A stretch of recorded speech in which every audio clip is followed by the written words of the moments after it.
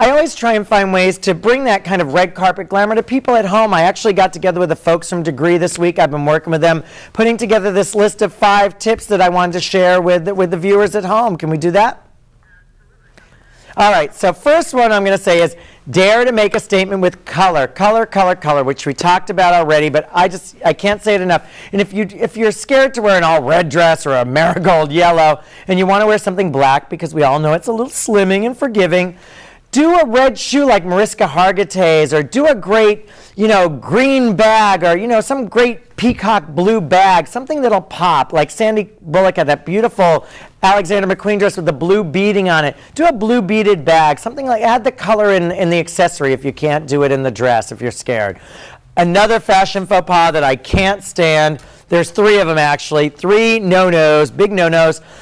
Wetness marks, we don't want to see that unless it's raining out. We had a lot of that at the Golden Globes. We don't want to see those underarm wetness marks. We all have had it happen. We go in for a job or something, we're a little nervous, and we want to avoid that. And those white marks underneath from the deodorant. Have you noticed everybody's in a strapless gown or an asymmetrical gown? Nobody wears sleeves anymore.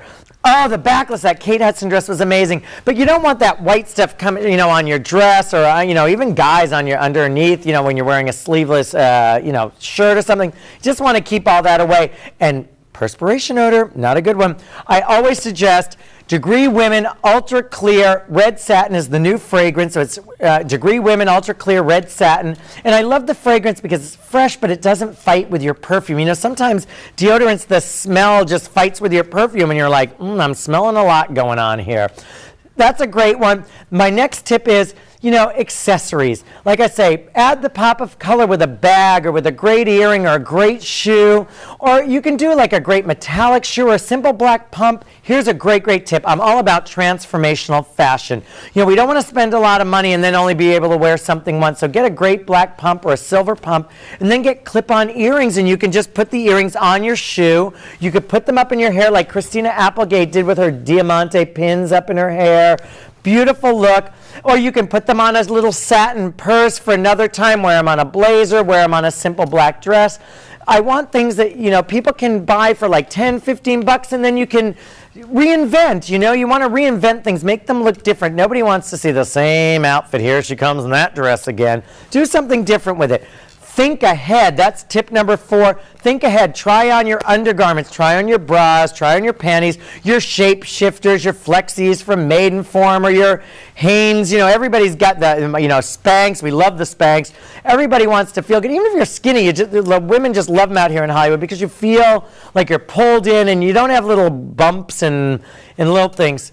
Well, not even, because nowadays the technology is so great. It's flexible. You can move a corset. You're like, And also with the beauty tips, think ahead. Nothing worse than a bad faux tan when you're looking orange like an Oompa Loompa. Bad, bad, bad. Do your tan in advance, so if it's bad, you can go get it fixed. Dye your hair the day before. I had a bad prom date. Yes, I've had a bad prom date.